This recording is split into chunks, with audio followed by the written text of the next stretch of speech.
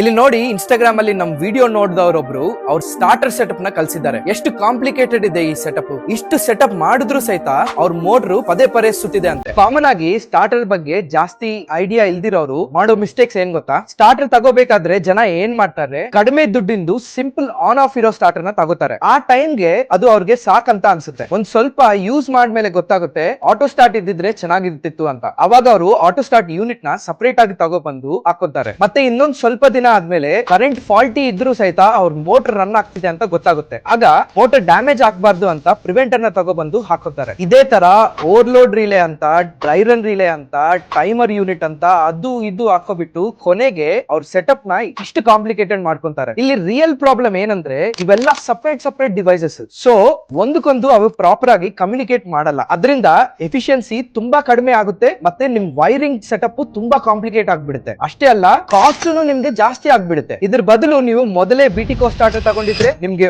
Overload protection, dry run protections, mains ಇಂದ problem ಆದ್ರೆ protection, preventer, auto, grounding ಎಲ್ಲಾ ತರ ಪ್ರೊಟೆಕ್ಷನ್ ನಿಮ್ಗೆ ಈ ಸ್ಟಾರ್ಟರ್ ಒಳಗಡೆನೆ ಸಿಗುತ್ತೆ. ಈ ಎಲ್ಲಾ ಫೀಚರ್ಸ್ ಗಳು ಸ್ಟಾರ್ಟರ್ ಒಳಗೆ ಬಂದಿರೋದ್ರಿಂದ ಅದ್ರ ಮಧ್ಯ ಕಮ್ಯುನಿಕೇಶನ್ ಈಸಿ ಆಗುತ್ತೆ. ಇದರಿಂದ ಎಲ್ಲಾ ಫೀಚರ್ಸ್ ಸ್ಮೂತ್ ಆಗಿ ಮತ್ತೆ ಪರ್ಫೆಕ್ಟ್ ಆಗಿ ಕೆಲಸ ಮಾಡುತ್ತೆ. ಮತ್ತೆ ನಿಮ್ ಸೆಟಪ್ ಕೂಡ ತುಂಬಾ ಸಿಂಪಲ್ ಆಗ್ಬಿಡುತ್ತೆ. ಅದಕ್ಕೆ ಸ್ಟಾರ್ಟರ್ ತಗೋಬೇಕಾದ್ರೆ ಚೀಪ್ ನ ನೋಡಬೇಡಿ, ಕಂಪ್ಲೀಟ್ ಸೊಲ್ಯೂಷನ್ ನ ನೋಡಿ. Because motor protection is not optional, it's an investment. Think long term, choose BTCO. Namaste.